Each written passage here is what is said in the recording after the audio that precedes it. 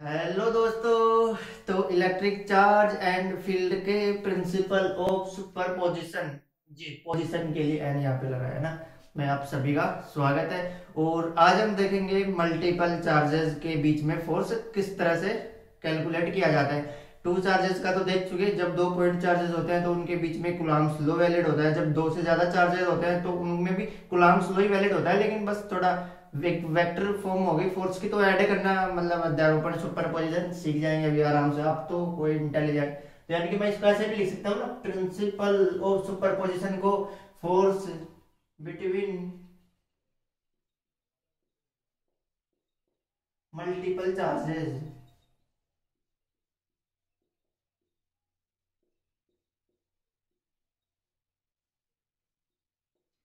कि दो से अधिक चार्ज मल्टीपल चार्जेस उनके बीच में फोर्स किस लॉ से कैलकुलेट करता है, जबकि ये कोई लॉ नहीं है बेसिकली। आप देखो कैसे, जैसे यहाँ पे मैंने कोई पॉइंट माना, ये पॉइंट, और इस पॉइंट को मैंने ओ नाम दे दिया, और उस पे क्यू चार्ज रखा हुआ है, इसको क्यू ओ नाम दे दिया मैंने। ये क्यू ओ चार्ज रखा हुआ है यहाँ पे, फिर एक क्यू वन नाम का चार्ज यहाँ पे रखा हुआ है, क्यू टू नाम का चार्ज यहाँ पे रखा हुआ है, क्यू थ्री यहाँ पे रखा हुआ है, इस तरह से क्यू फोर, क्यू फाइव, इस तरह से क्यू एन।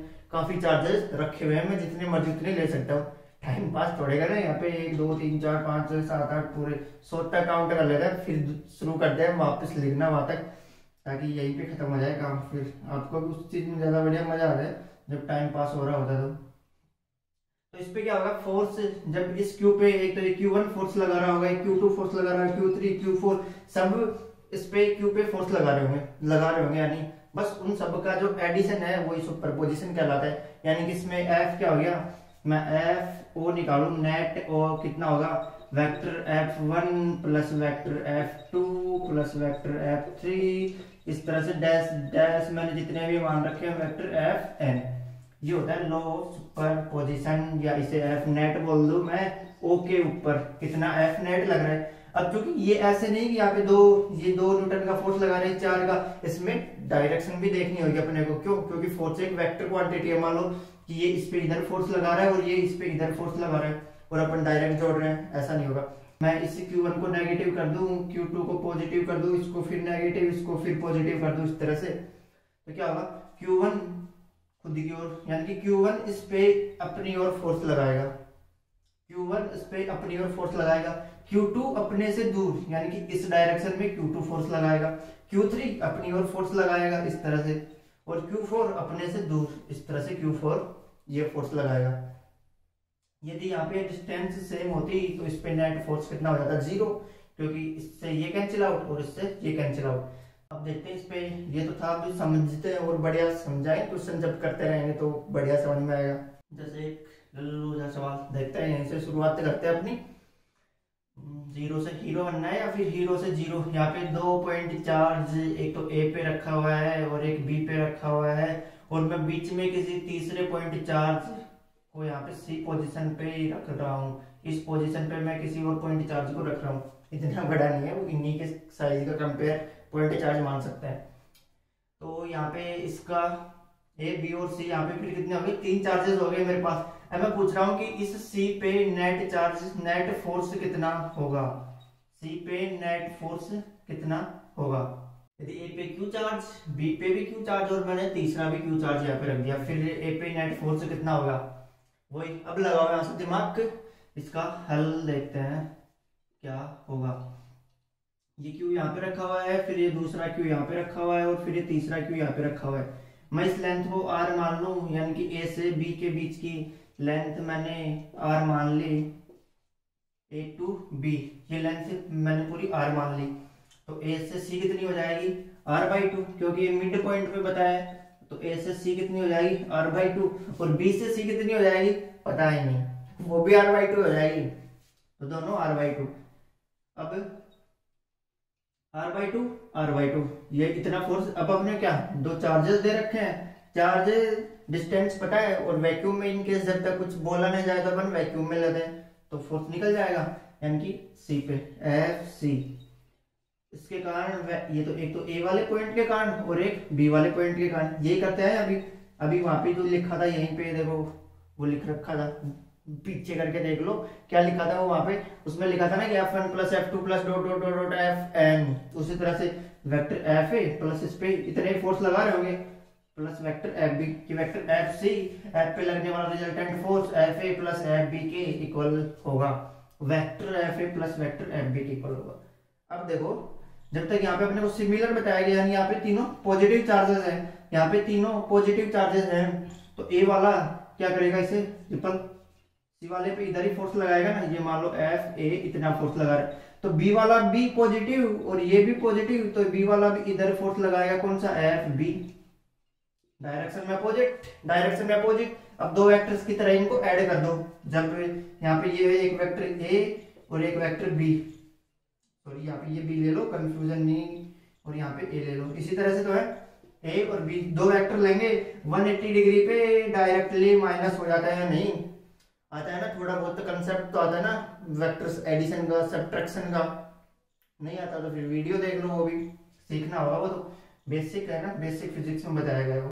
तो F A plus F B जब 180 पे होता है तो अपन डायरेक्ट माइनस कर सकते हैं इसको, कैसे, चलो ये फॉर्मूला तो आता है ना सबको एडिशन में, जब दो वेक्टर्स को ऐड करते हैं तो A square plus B square plus 2ab cos theta, theta क्या होता है, एंगल बिटवीन टू वेक्टर्स, इन दोनों के बीच में एंगल कितना है 180 डिग्री, तो यहाँ पे कोस 180 की वैल्यू -1, तो कितना हो जाता है ये ए स्क्वायर प्लस बी स्क्वायर और -2ab होता है, नहीं ये चीजें बस आप ये याद रख लो, फिर वो ज्यादा याद नहीं है तो, लेकिन वो भी प्रैक्टिस तो करनी होगी ना, क्योंकि नीट इन सब से तो निकलने नहीं है, केवल ये याद करके बैठे हैं आपको, तो 11th भी साथ साथ रिवाइज कर लो, जो जो चीजें आ रही हैं एटलीस्ट उनको तो देखते जाओ साथ के साथ, जैसे ये वेक्टर आ रहे हैं, वेक्टर सही था तो एक दिन में बैठो, काम खत्म वेक्टर का।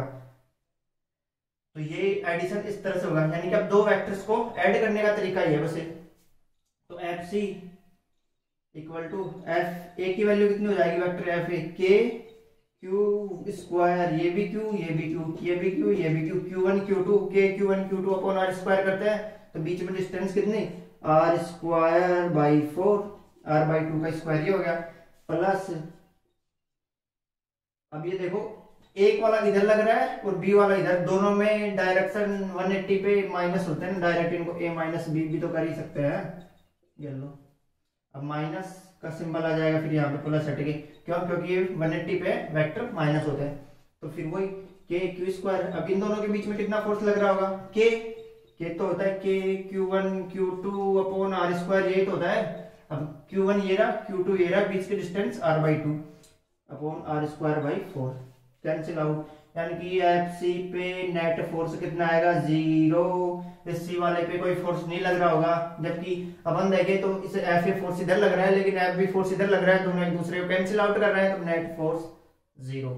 अब और चेंज करते हैं इसमें थोड़ा, अब यहाँ पे अपन देख रहे हैं ना सब खेल डायरेक्शन का है, बस वेक्टर फॉर्म में ऐड करना आ रहा है, तो वेक्टर की खेल खेल रहे हैं बस, यहाँ पे और कुछ नहीं है ज्यादा इसमें, तो यहाँ पे प्लस क्यू ये प्लस क्यू, अब मैं मान रहा हूँ इसको माइनस क्यू मान लिया मैंने, एक को माइनस क्यू मान लिया, यहाँ पे एक को माइनस क्यू मान लिया यहाँ से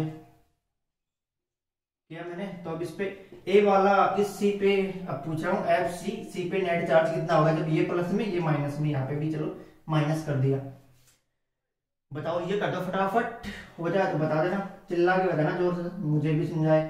तो यहाँ से ए से सी पे ये प्लस तो अपने से दूर की ओर फोर्स लगा रहा होगा, यानी कि एफ ए इस पे इस डायरेक्शन में फोर्स लगा रहा होगा, सी पे ऐसे ही तो लगा रहा होगा कुछ फोर्स ये अपने से दूर की ओर, लेकिन बी क्या है नेगेटिव, बी क्या है नेगेटिव, ये इस पे अपनी ओर फोर्स लगा रहा होगा एफ बी, यानी कि एफ ए एफ बी एक ही डायरेक्शन में, जब दो वेक्टर्स 0 डिग्री पे होता है तो अपन normally F A plus F B कर सकते हैं ना, डायरेक्ट ऐड कर सकते हैं, तो यहाँ से vector F C equal to क्या हो गया, वेक्टर एफ ए प्लस, ये तो लिखते ही अपन सभी में लिखते हैं ये चीज, तो चाहे वो नेगेटिव हो या पॉजिटिव, सॉरी एफ बी आएगा यहाँ पे, बोल नहीं रहा कोई, F A plus F B दो हो गए, तो एफ सी एफ ए की value K Q square upon R square by 4 plus K square upon R square by 4, ये एफ बी की वैल्यू की तो ये होगी, देखो के Q1 Q2 upon R square, Q1 की वैल्यू Q, Q2 की वैल्यू भी Q, आर स्क्वायर कितना r बाई 2 का स्क्वायर, क्यों, क्योंकि a से b तक की लेंथ r है, तो a से c तक की लेंथ r बाई 2, ये हो गया, आ गया समझ में। फिर इन दोनों के बीच में देखो Q1 Q2, यहाँ पे इस फॉर्मूले में माइनस प्लस का यूज नहीं करते, ओनली मैग्नीट्यूड लिखते हैं, प्लस क्यू, ये माइनस क्यू भी प्लस में होगा, मैग्नीट्यूड लिख रहे हैं अपन, डायरेक्शन नहीं देख रहे, डायरेक्शन तो यहाँ से दिख जाएगी। तो K Q square upon R square by 4। अब दोनों की डायरेक्शन सेम है ना, 0 डिग्री पे वेक्टर किस तरह से ऐड होते हैं, ऐड कर दो, दोनों का डायरेक्शन 0 डिग्री पे नॉर्मल स्केलर क्वांटिटी की तरह अपन ऐड कर सकते हैं 0 डिग्री पे, और 180 पे नॉर्मल क्वांटिटीज की तरह माइनस कर सकते हैं। तो अब इन दोनों को ऐड कर लेना, उतना फोर्स आ जाएगा। ऐड करना नहीं आ रहा, 10th की क्लास लो एक दिन, ऐड करना नहीं आ रहा है ना, करके देखना, ट्राई करना, हो सके तो मुझे भी बता देना, मुझे भी नहीं आ रहा है।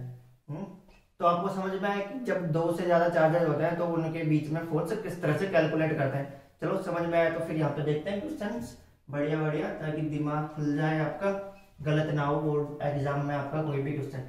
जैसे सिमेट्री होती है, ये मैंने एक क्या माना, स्क्वायर, क्या लिया मैंने, एक स्क्वायर। स्क्वायर क्या होता है, एक रेक्टेंगल होता है, एक स्क्वायर, डिफरेंस जानते हैं सब में।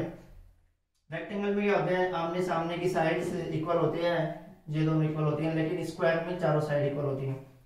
तो इसमें मान लो यहाँ पे प्लस क्यू चार्ज, यहाँ पे भी प्लस क्यू, यहाँ पे प्लस क्यू, यहाँ पे प्लस क्यू चार्ज, और मैं पूछ रहा हूँ कि इसके सेंटर पे मैंने कोई क्यू चार्ज रख दिया, कुछ भी क्यू चार्ज, तो उस पे नेट फोर्स कितना होगा, दिख रहा है ना सबको।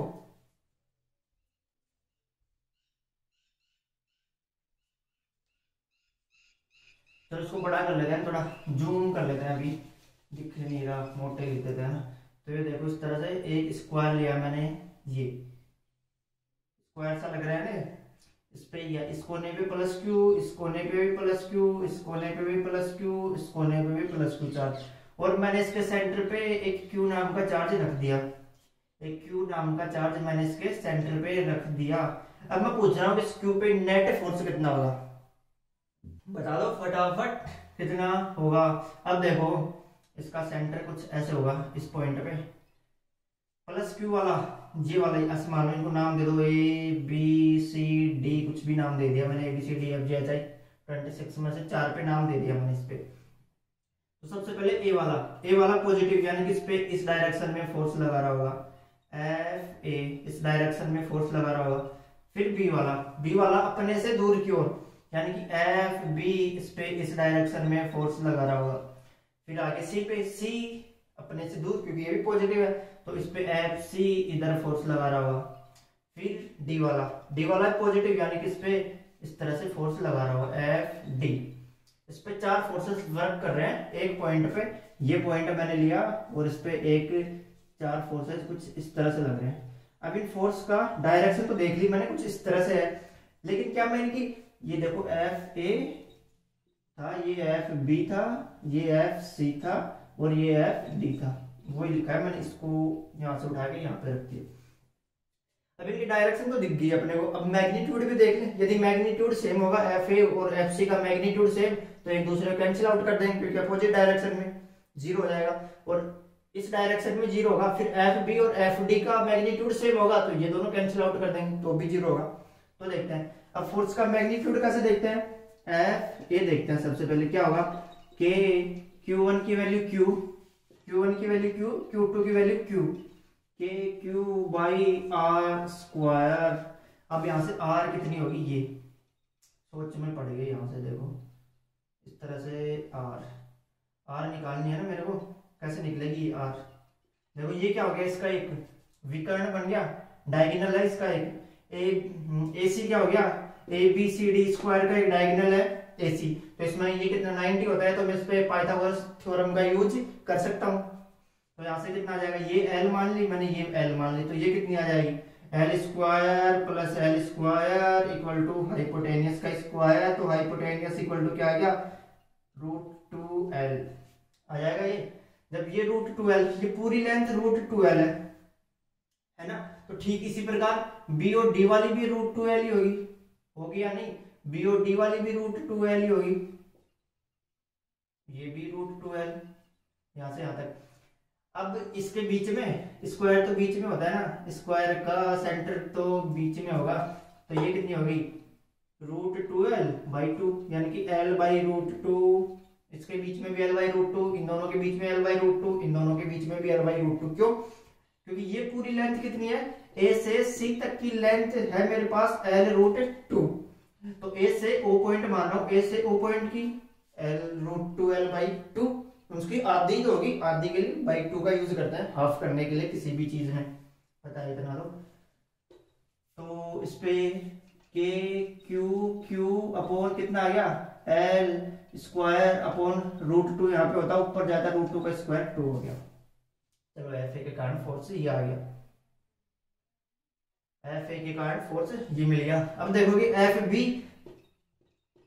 यहाँ पे देख लो ना, ये कितना l/√2, ये डिस्टेंस l/√2, ये वाले डिस्टेंस l/√2 और ये वाले डिस्टेंस भी l/√2।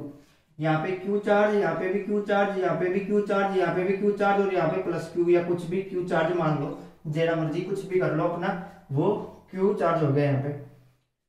तो Q Q Q Q force का मैग्नीट्यूड, क्यू और क्यू दोनों सेम, चार्ज का मैग्नीट्यूड सेम, बीच की डिस्टेंस भी सेम, तो एक दूसरे को कैंसिल आउट कर देंगे, यानी कि 0। एक स्क्वायर के सेंटर पे कितना मिलता है, 0। जब चार्ज सिमिलर हो तो कोई भी सिमेट्री होगी उसमें नेट चार्ज, नेट फोर्स क्या मिलेगा, 0। जैसे ये क्या लिया मैंने, समबाहु त्रिभुज, यानी कि इसकी तीनों साइड क्या है, इक्वल। तो इसके सेंटर पे मैंने यहाँ पे प्लस क्यू, यहाँ पे प्लस क्यू और यहाँ पे प्लस क्यू लिया, तो इसके सेंटर पे कोई फोर्स नहीं करेगा, यानी कि एफ नेट कितना होगा, सेंटर पे 0। इसी तरह से मैं एक सिमेट्री वो ले लूं, ये देखो इस तरह से सिमेट्री लेता जा रहा हूं मैं, ये सिमेट्री ले ली मैंने। अब यहाँ पे भी सिमिलर चार्ज है, यानी कि यहाँ पे plus plus plus plus plus और प्लस, नेचर में सेम और मैग्नीट्यूड में भी सेम चार्ज ले रहा हूं मैं यहाँ पे, तो यहाँ पे भी नेट चार्ज क्या मिल रहा है, एफ नेट क्या मिलेगा मेरे को, 0। यानी कि सिमेट्री में चार्ज फोर्स कितना मिलता है, जब सिमेट्री होती है तो नेट फोर्स 0 मिलता है, जब सिमेट्री होती है, और चार्ज जब सिमिलर होते हैं, तो हर सिमेट्री पे सिमिलर चार्ज होते हैं। तो अब मैं सिमिलर क्यों बोल रहा हूं, अभी देखना, मैं सिमिलर इस वजह से बोल रहा था, देखो यहाँ पे ये मैंने लिया एक स्क्वायर लिया, यहाँ पे मैंने प्लस क्यू चार्ज और यहाँ पे मैंने माइनस क्यू, फिर प्लस क्यू और यहाँ पे फिर मैंने प्लस क्यू रख दिया। अब यहाँ पे 0 नहीं होगा, सेंटर पे 0 नहीं होगा, जबकि ये एल लेंथ का एक स्क्वायर है।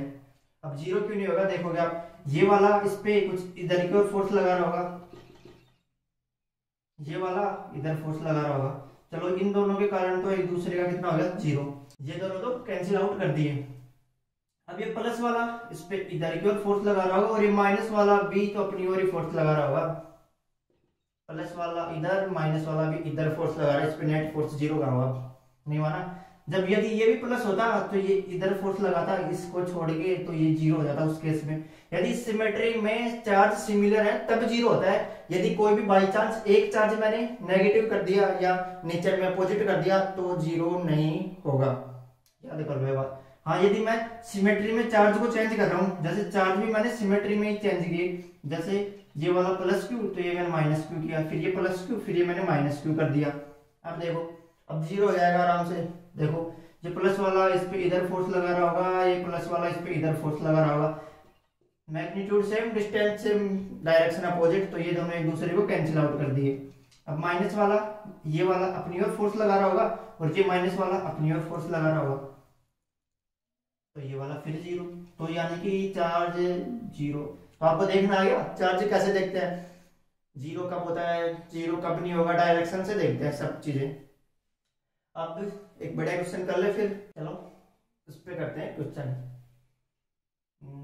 ये मैंने माना एक समबाहु त्रिभुज है। समबाहु त्रिभुज जानते हैं क्या होता है, वो रेक्टेंगल जिसकी तीनों साइड्स रेगुलर, यानी कि ये एल है तो ये भी एल होगी और ये भी एल होगी, और उसका ईच एंगल यानी कि प्रत्येक एंगल कितना होता है 60 डिग्री का, हर एंगल कितना होता है 60। ये मैंने माना ए, ये मैंने माना बी, ये मैंने माना सी। इस पे मैंने प्लस क्यू चार्ज रख रखा है, इस पे मैंने माइनस क्यू चार्ज रख रखा है और इस पे मैंने प्लस क्यू चार्ज रख रखा है। अब बात करते हैं सेंटर की, कि मैंने इसके सेंटर पे, जिसको मैंने ओ मान लिया, उस पे एक क्यू चार्ज रख रखा है, सेंटर पे मैंने इसके सेंटर पे एक क्यू चार्ज रख रखा है, तो एफ ओ कितना होगा ये कैलकुलेट करना है। एफ ओ कितना होगा, एफ ओ कैसे, जैसे एक तो इस पे ये वाला फोर्स लगा रहा होगा, प्लस वाला इस पे कुछ इस तरह से फोर्स लगा रहा होगा इस डायरेक्शन में, प्लस अपने से दूर की ओर फोर्स लगाता है ना 180 पे, सेम डायरेक्शन में इस तरह से, यानी कि ये इस पे कुछ ऐसे फोर्स लगा रहा होगा, कौन सा, एफ ए। अब ये सी वाला अपने से दूर कुछ इस तरह से फोर्स लगा रहा होगा, कौन सा, एफ सी। और बी वाला क्या है, माइनस, यानी कि ये अपनी ओर खींच रहा होगा इस तरह से। हाँ, तो ये कितना हो जाता है, एफ बी, कुछ इस तरह से फोर्स इस पे अप्लाई हो रहा होगा। तो यानी कि यहाँ पे बना लें इस डायग्राम को खूबसूरत, इस पे दो फोर्स लग रहे होंगे, तीन फोर्सेस कुछ इस तरह से,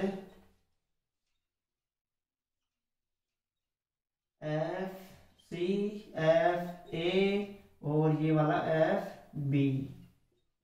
अब इस पे रिजल्टेंट कितना फोर्स लग रहा होगा ओ नाम के पॉइंट पे, बता दो बता दो। तो इसके लिए आप सबसे पहले समबाहु त्रिभुज का कंसेप्ट समझ लो, जो कि काफी काम आने वाला है आपके लिए। ये मैंने एक समबाहु त्रिभुज ए बी सी लिया और ये उसका सेंटर लिया मैंने ओ, तो मैं यहाँ से एक परपेंडिकुलर डाल रहा हूँ जिसको बोलते हैं हिंदी में लंब, डी पे कुछ इस तरह से। जब इसकी लेंथ एल है, इसकी टोटल लेंथ एल है, तो कितनी, तो जो बी डी होता है ना, बी डी, उसकी लेंथ कितनी होती है, L root 3/2, L root 3/2। BD की लेंथ होती है एल रूट 3/2। लेकिन यहाँ पे आप सोच रहे हो कि ओबी और ओडी सेम नहीं होते, दोनों ओबी और ओडी सेम नहीं होते, तो ओबी और ओडी का जो रेशो होता है ना, वो रेशो होता है 2:1। ओबी ओडी से 2 टाइम से ज्यादा होता है। समझ भी सकते हैं आप, क्योंकि इस पे नीचे की ओर ज्यादा मास होगा, ऊपर कम होगा, तो वो नीचे की ओर विस्थापित हो जाएगा सेंटर ऑफ मास। तो ये याद कर लो, इसका रेशो होता है 2:1 और बीडी कितनी होता है एल रूट 3/2। और इस तरह से फिर ये ओ ए, ओ सी और ओ डी तीनों इक्वल होते हैं, ओ ए इक्वल टू ओ सी इक्वल टू ओ डी। लेकिन ओ बी इक्वल नहीं होती, ओ बी इनसे 2 टाइम ज्यादा होती है, यानी कि इक्वल टू, इनसे 2 से मल्टीप्लाई कर देंगे तो वो ओ बी मिलेगी मेरे को। तो ओ सी, सॉरी ओ ए, ओ सी और ओ डी ये तीनों लेंथ इक्वल होती है, लेकिन ओ बी इनसे 2 टाइम ज्यादा होती है।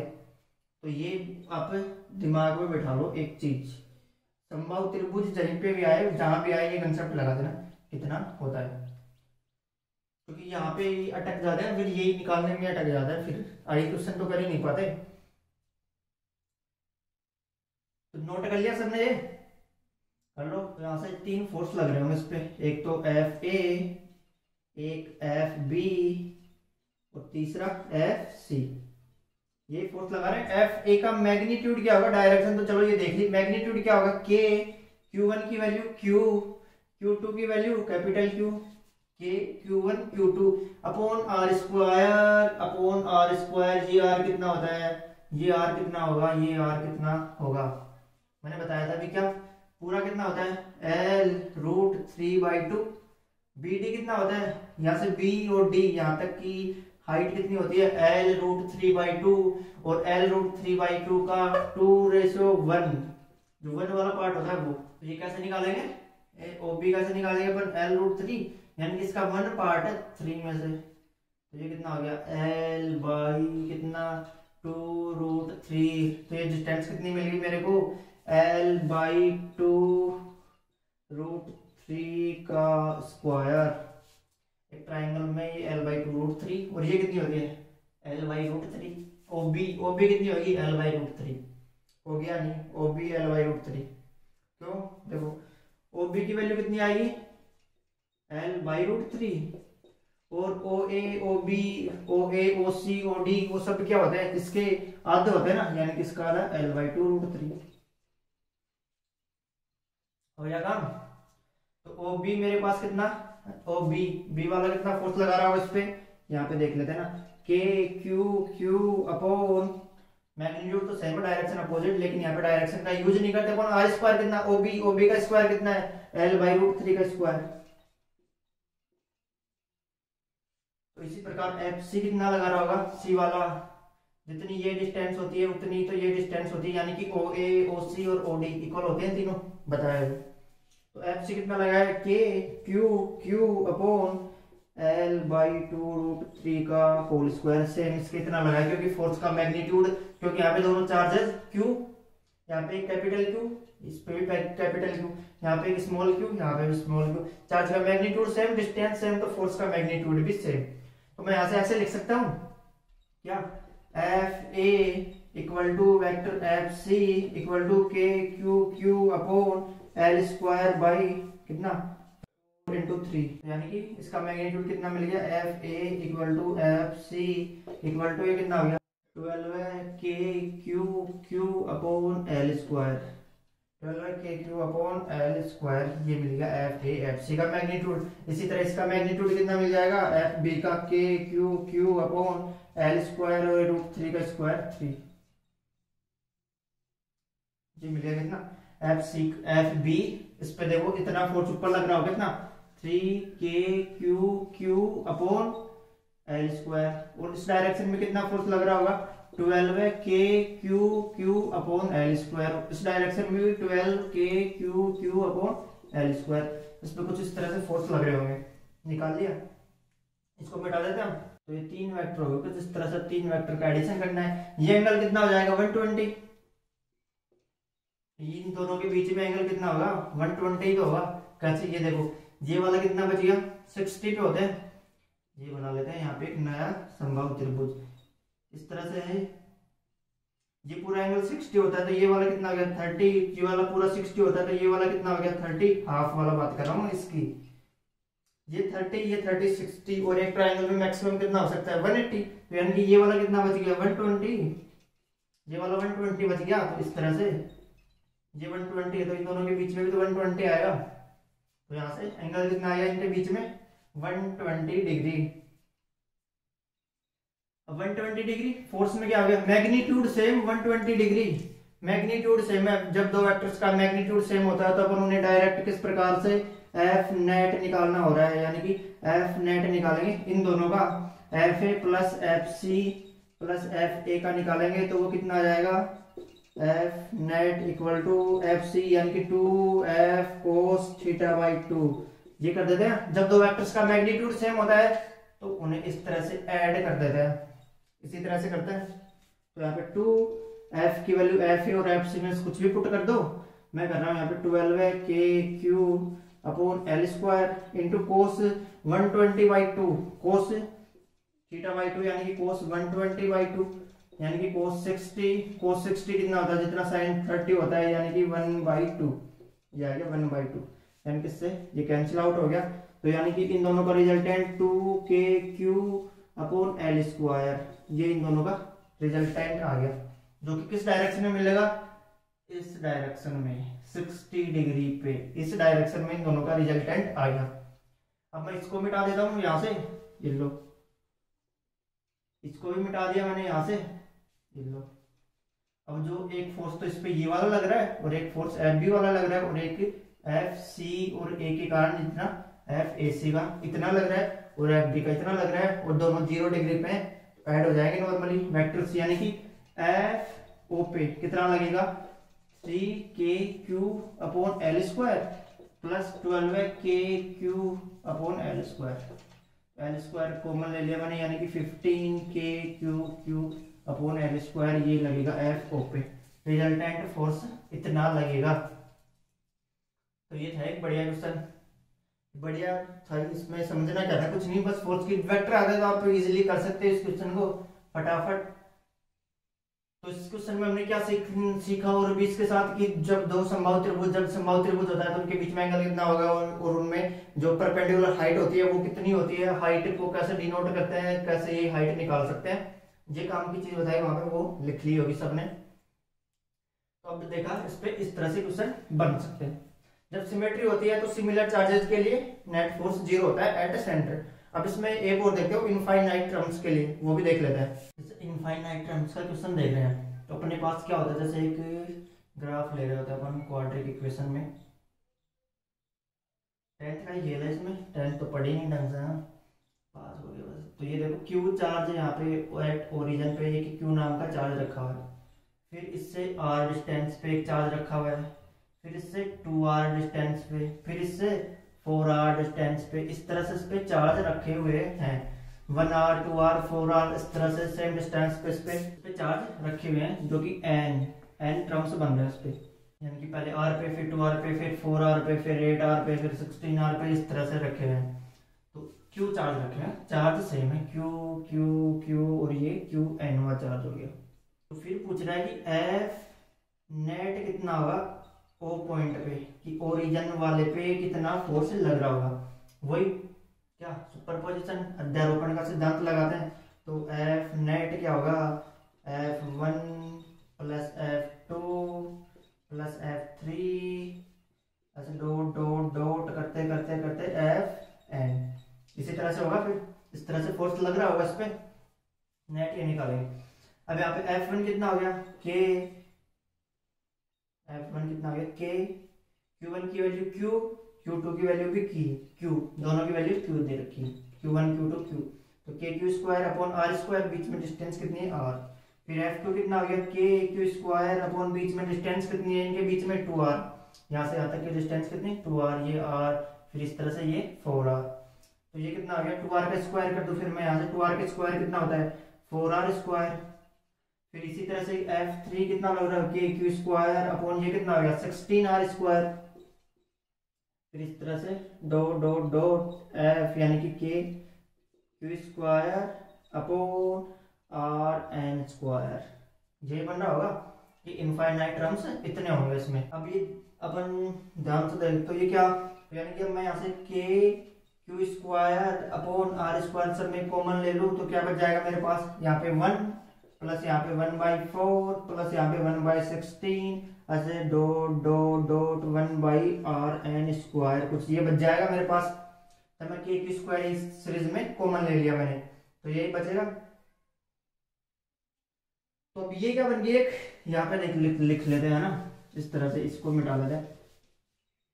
ये बन गया एक GT, कैसे कि सबसे पहले F इक्वल टू क्या आ रहा है मेरे पास KQ square upon R square, ये तो मैंने कॉमन ले लिया। फिर अंदर क्या बच रहा है 1 प्लस 1/4 प्लस 1/16, इस तरह से डॉट डॉट डॉट इस तरह से बचता जा रहा है मेरे पास, यही बच रहा है ना। तो ये क्या बन गई 10th में GT पढ़ी होगी सबने। तो क्या होता है इसका फॉर्मूला, उसका फॉर्मूला होता है इसमें टोटल सम, यानी कि उसके टोटल सम कितने होंगे, यानी कि टोटल कितने टर्म्स बन रहे होंगे इनफाइनाइट पे। तो A अपॉन 1 माइनस R, ये तो होता है। A क्या होता है यहाँ पे फर्स्ट टर्म, और R क्या होता है यहाँ पे कॉमन रेशियो, यानी कि इनके बीच में कॉमन रेशियो कितना है, यानी कि 1/4 और 1/1 के बीच में, 1/16 और 1/4 के बीच में कितना, इनमें कॉमन रेशियो कितना आ रहा है। जैसे कि 1/4 1/16 ऐसे सिमेट्री लग रही है ना एक, तो वो कॉमन रेशियो कितना होगा। तो उसके लिए फॉर्मूला क्या होता है R upon nth term upon n minus 1 term, यानी कि कोई भी nवा टर्म और उससे पहले वाला टर्म, nवा टर्म अपॉन उससे पहले वाला टर्म। तो यहाँ पे nवा टर्म क्या है 1/4 और n ये लिया मैंने, तो पहले वाला कितना हो गया 1/1 यानी कि 1, यानी कि यहाँ पे r कितना आ गया 1/4। तो आप ये नहीं, लेकिन ये भी ले सकते हो, जैसे nth टर्म कितना 1/16, n टर्म कितना हो गया 1/16 अपॉन कितना n माइनस 1/4, ये 1/4, तो 4 ऊपर चला जाएगा, यानी कि 4 अपॉन 16 तो कितना आएगा 1/4। तो n term upon n minus 1वां टर्म, कुछ भी ले सकते हैं यहाँ पे। तो अपना r यहाँ पे कितना मिल गया 1/4, अपॉन 1 को हटा देते हैं तो 1/4 रहेगा। तो ये वाली वैल्यू इसमें पुट कर देते हैं, तो टोटल सम कितना मिला अपने को, एक की वैल्यू कितनी फर्स्ट टर्म क्या है यहाँ पे 1/1 1/1 को 1 लिख सकते हैं ना, अपॉन 1 माइनस 1/4 यानी कि कितना 3/4, तो 3/4 में 4 ऊपर चला गया 3 नीचे आ गया, ये कितना 3/4 होगा, 3/4 तो 4 ऊपर 3 बच गया। तो यानी कि यहाँ पे टोटल टर्म्स कितने बचेंगे 4/3। तो मैं इस फॉर्मूले में इन सब को हटाकर ये बता देता हूँ, है ना, इस सब में इन सब को हटा के मैं 4/3 लिख सकता हूँ। तो F net equal to K Q square upon R square into 4/3। ये आ गया अपना नेट फोर्स एट ओरिजिन वाले पे, इतना नेट फोर्स आएगा। तो इसमें काम की चीज क्या थी, वो जीटी लगाना, A/1 - R। तो ये देखा अपन ने आज प्रिंसिपल ऑफ सुपरपोजिशन कि मल्टीपल चार्जेस के लिए अपन किस तरह से फोर्स निकाल सकते हैं। जब सिमेट्री होती है तो जीरो होता है, सेम चार्जेस के लिए, अपोजिट सिमेट्री के लिए भी, जैसे पेंटागोनल के लिए, ट्राइंगल के लिए भी, स्क्वायर के लिए भी। क्या रेक्टेंगल के लिए जीरो हो सकता है, इन केस जीरो हो सकता है, नॉर्मली जीरो नहीं होगा सेम चार्ज के लिए। और जब एक वो देखा अपने समबाहु त्रिभुज के लिए देखा, उसमें क्या सीखने को मिला कि उसमें हाइट कितनी होती है, हाइट की सेंटर ऑफ मास से लेंथ कितनी होती है, ये सब देखा ना वहां पे। तो वो काम आता है, वो आपके बेसिकली जैसे ग्रेविटेशन में भी काम आया होगा, फिर मैग्नेटिक फील्ड में चले जाते हैं तो उसमें भी काम आता है, और इलेक्ट्रोस्टैटिक्स तो है ही, फिर उसके बिना कुछ नहीं। तो फिर ये होता है अपना सुपरपोजिशन, यहाँ पे खत्म।